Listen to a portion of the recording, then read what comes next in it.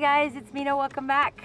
I was watching YouTube last night and I was watching Julie Cuts, and she did this amazing sandwich pour, her Dreamweaver, on a really big, beautiful canvas, and it was so beautiful.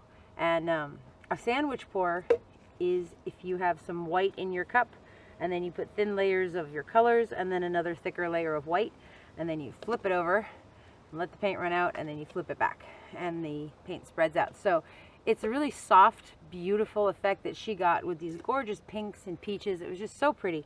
I really, really enjoyed watching it, and I woke up wanting to do one too. So we're going to play with that today. My colors are a little different than hers. I have my white, of course, which is some Artist's Loft mixed with satin enamels, white. This one is Golden's Payne's Gray, which I have mixed it a little bit thinner today. It was very mound on a mound, and I kept adding water to it, so it's a much smaller, thinner mound on a mound. So, but I don't want my colors super thin. I want my white thinner. This one is the lovely pink Tourmaline. Sounds like, you know, some sort of exotic dancer in Las Vegas. I love that name though. But it's a great color, and I think this is going to work really well with the sandwich pour because it's so bright. It's going to come through that white and still have a lot of color and pop to it, just like the Payne's Gray. This one is Golden's Violet, Permanent Deep Violet. Love, love, love that color. It is still leaving a thin mound on a mound. Again, just like the Payne's Gray, these are thick, so even though you keep adding water, but I don't want these really thin. I want my white thin. All right, last color is DecoArt Americana Decor Metallics in the 24 karat gold. My baby, my love. I do love you. And I might use a little bit more of this one. I did one test piece that came out really cool, and I didn't use a lot of gold because I didn't want it to overpower it, but I think I'm going to use a little bit more gold this time. So my white, like I told you, is Artist's Loft and satin enamels in the actually warm white, not pure white. So Artist's Loft Flow Acrylic in white, and the satin enamels in the warm white. And I've mixed it with a little bit of Liquitex Gloss Medium and Varnish, and then a lot of Floetrol, and I have added water. I have 2 cups of that, so I've added a lot of water to those. This is an 18 by 24 canvas. This is a level 3 gallery wrapped from Artist's Loft from Michaels. Great canvases. I love these. Nice, sturdy, solid, good construction, thick bars that you can get your pins into. You know, excellent canvases. So that's a good one. 18 by 24, also, hold on, let me show you. So 18 by 24 inch, or 47.7 centimeters by 60.9 centimeters. So for this size, to calculate how much paint we need, length times width is 18 times 24. I came up with 432. From the 432, then we divide by 28. You guys were awesome and explained the 28 is 28 ounces, 28 grams in 1 ounce. So when you're figuring out how many ounces you need, you divide your grams by, is that right? Yeah. To get your answer into ounces.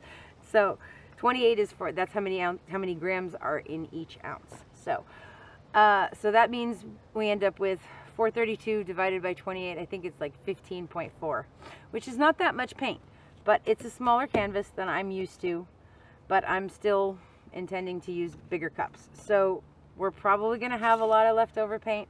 Sorry. It's the second time I've done this now. The first time was about an hour ago. So I'm more comfortable using a little more than a little bit less. It's okay. All right. And I scraped drips. So, whew, okay. First we're going to put in a layer of white in each of them. I'm going to put in about, see that line to where I just filled it up there is a lovely line. That's 2 ounces. So I love that. And that's how much pouring medium I put in. When I'm mixing up my paint, I fill up gloss medium and varnish to that line, which is 2 ounces. And then I add 1 ounce of paint, and I stir that, and I add water if I need to, and then I add Floetrol. So the paint to pouring medium is a 2-to-1 ratio. The paint and pouring medium to Floetrol is a 2-to-1 or a 3-to-1 ratio. So I could have anywhere between, so when I have the pouring medium and the paint, that's 3 ounces, 3.5 ounces, depending on how much water is in there. I'll either put anywhere between 8 to 12 ounces of Floetrol in that. So between 2 and 3, depending on what you want your technique. You know, if you're doing a straight pour, you want your paint thinner. If you're doing a ring pour, you want your paint thicker. So it's up to you. You got to play with it and figure out what you're comfortable with. This is what I'm comfortable with. Everything is an estimate anyway because every paint is different. So I think we need more white than that. I'm going to put a little bit more in each one.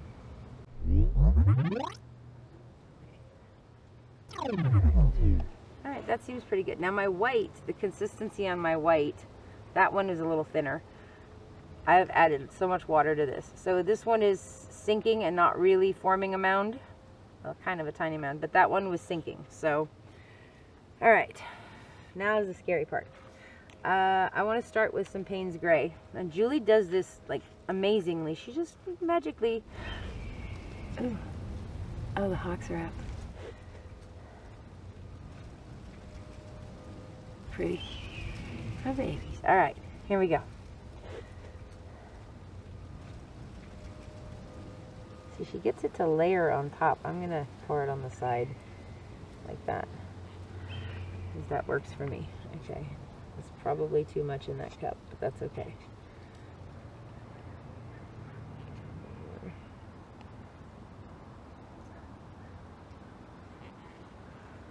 Okay, so there's our Payne's Gray. Then we're gonna go violet.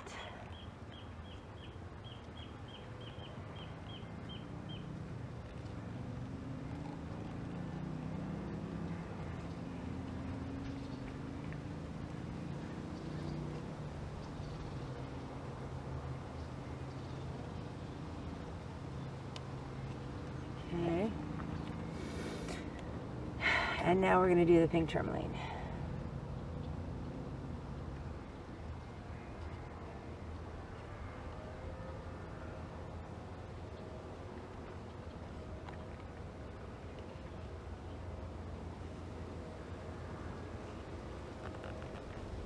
Okay. Whew. I'm going to put some gold on top, and then we're going to do our last layer of white.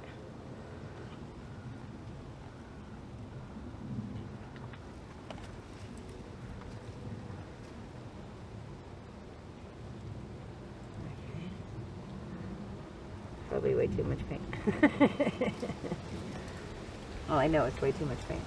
Hello, wind! Okay. Now we're going to do our last layer of white on top. Let's see, it's not really... See, hers gets covered up, but it's, I don't know. Whatever. Okay. It's so much fun watching Julie. She's just... I love methodical, consistent. Okay, see, that one's better. If we can't get any on top of this side. Alright. Alright. That's it. Let's do this. Okay. So. I'll move that over for a moment. Right here, I think. Okay. That's a lot of paint. Okay. Alright, ready? That's also a lot of paint. Up there. And we're gonna do all three. I'm gonna put this one over here. Woo! Okay. That was fun. Alrighty. Give it a minute. Paint release. There's no silicone in any of my paint. I don't use silicone very often, so I have some, but not my thing. So, and you get cells anyway without the silicone from the technique for me. So with the gloss medium and the Floetrol, I get cells without silicone. So let's do this. So she's not dragging. She's just tipping and flipping over and then lifting. So, but my friend the wind is here, so if she wants to play, I'm gonna let her. Here we go.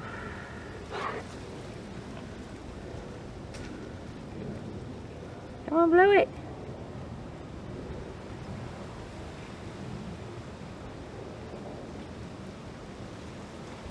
There we go. Blow. No!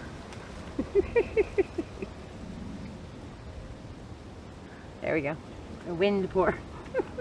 Look how pretty that cup is. Isn't that gorgeous? Okay, so that is a lot of paint. A lot of paint, but that's okay. All right, these are beautiful little cells over here. All right, here we go. And, whoo, that's,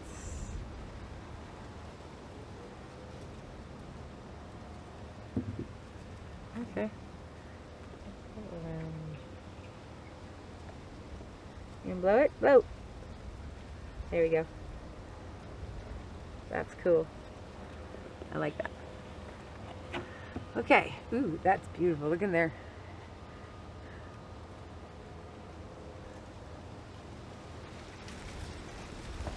So pretty. Okay. Last one. Overkill. I'm going to turn this. Let's see if I can pull some of this back this way. Okay. Look over here and blow it. Blow it. Come on, do pretty things. No? Okay. Alright. So, I love the colors. There's parts I love. It's got cells coming up. That's from the technique of dragging the cup or flipping the cup upwards. Normally I wouldn't drip like this, but it's been so windy and anyway. Okay, so we're just going to walk this around and cover the canvas before we do any kind of torching or anything.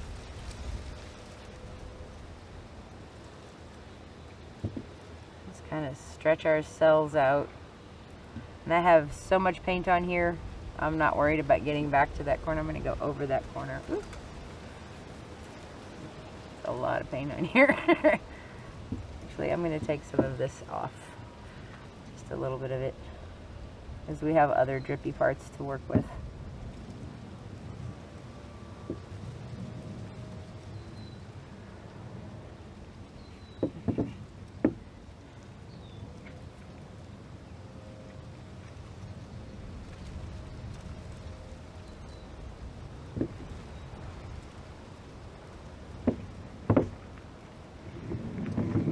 Well, I think maybe I didn't have enough white on top of it for it to really be a sandwich pour.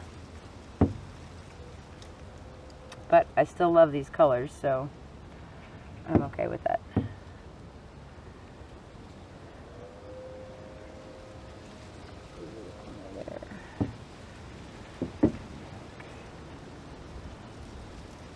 I'm just going to take this blob off.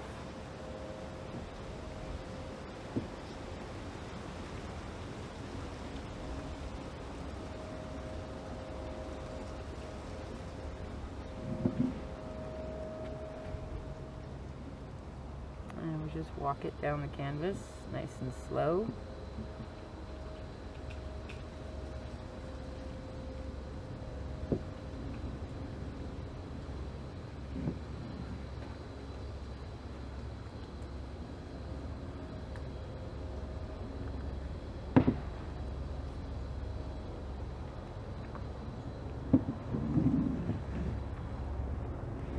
Okay, now do I want to take this off? I think I do.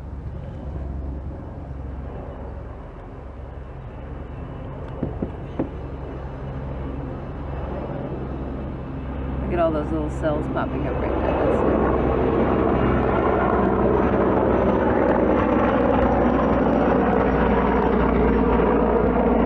Okay, I'm not crazy about this. Now the weight of our paint's right there, so I'm going to take this off.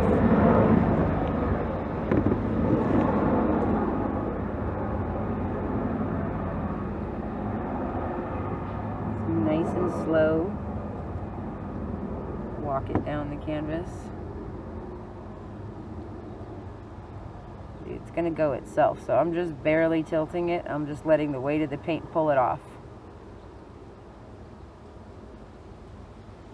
To get rid of that blobby part. That's enough. Okay, we're going to bring it this way just a bit. let's look at it and see what we like and what we don't like. We might end up taking more of that dark part off the bottom, but it's kind of cool though. This is interesting up here. I love this part. Looks like a sandwich pour with this, the violet and the Payne's gray and the white.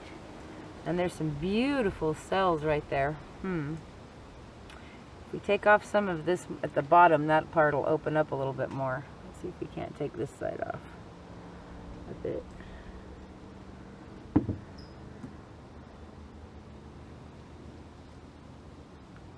Some of that blobby stuff off. That's pretty.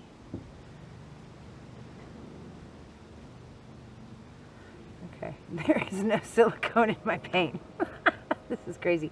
There's this one weird bit that right there that I'm not crazy about, but I'm gonna let that slide off. There we go. Come back. That was the wind. Yeah, that was the wind's part. No, there's other parts where she did it in here. Okay, so now I've moved the weight of my paint back to about here. If I wanted to take any of this off, now would be the time. I don't really though. I'm just stretching out those cells a little bit more. And now that what the weight of my paint is where these cute gold cells are in the middle, it's going to stretch that out and come down and hopefully fix those bottom ones just a little bit. And maybe open up some more up here on the top.